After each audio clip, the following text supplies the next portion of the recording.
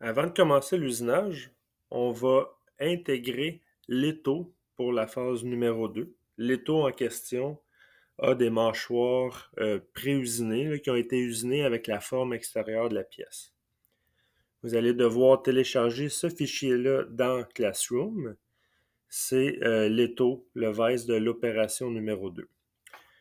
Là, on est resté dans notre programme qu'on a fait depuis tout à l'heure pour le tutoriel numéro 2. Ce qu'on va devoir faire, c'est un merge, encore une fois, comme la première opération. Je vais aller dans File, Merge, et je vais aller choisir le vice de la phase 2. Ça, c'est avec les mâchoires molles qui ont été pré-usinées avec l'empreinte. Je vais double-cliquer dessus, et vous allez voir l'étau est dans ce sens-là. L'étau n'est pas positionné correctement pour l'instant. Là, ce qu'on va faire dans le menu de gauche, là, dans la fenêtre du Merge Pattern, on va devoir cliquer le petit carré Set to C-Plane. On va placer l'étau par rapport au plan de construction de la pièce. En cliquant dessus, on voit que l'étau fait tout simplement un 180 degrés. Mais la pièce n'est pas encore bien placée dans l'empreinte, mais ça, c'est pas grave. La première étape, c'est vraiment de faire la rotation de l'étau comme il faut. On va faire le crochet vert pour accepter.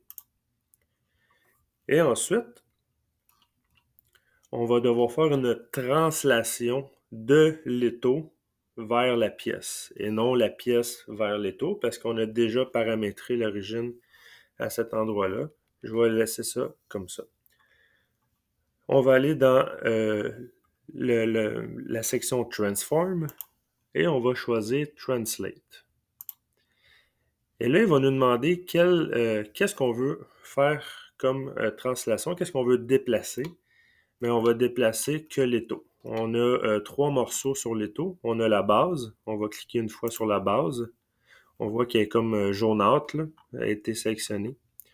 Ensuite, la mâchoire mobile et la mâchoire fixe ici. On ne choisit pas la pièce. On va faire End Selection. Très important, on va devoir seulement bouger l'étau et non le copier. On va faire Move. Et on va choisir une option ici qui s'appelle Vector From To. Ça veut dire qu'on va le voir en détail, là. On va cliquer sur Reselect et il va nous demander de sélectionner le point à laquelle on veut faire une translation. Et là, ça peut être très variable d'une pièce à une autre, mais dans notre cas à nous, ce qu'on va choisir, c'est un peu ça que je vais vous expliquer, on va choisir le point, ce point-là. On aurait pu choisir un autre point. On aurait pu choisir, par exemple, ce point-là, le point en bas, mais on va y aller avec ce point-là. Je vais cliquer sur le point en bas de ma ligne ici, comme ceci. Là, on voit une espèce de ligne là, qui suit la souris. Et il va falloir sélectionner ce même point-là sur la pièce. Comme ça, les deux points vont se matcher ensemble. C'est ce qui va faire notre translation. On va pouvoir déplacer la pièce comme ça ici. Et nous, ce qu'on veut choisir, c'est le point en bas ici.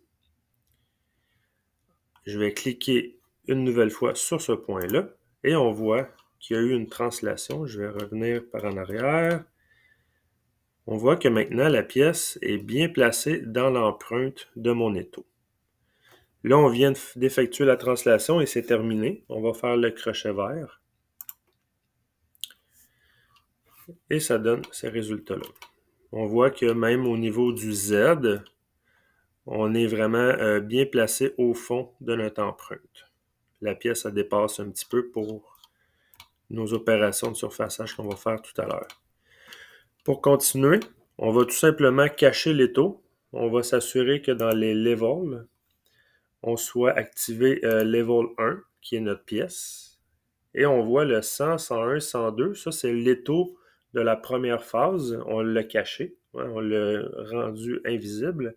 Mais on va faire la même chose pour le level 1000, qui est justement l'étau avec les mâchoires molles. On va tout simplement enlever le X pour le faire disparaître.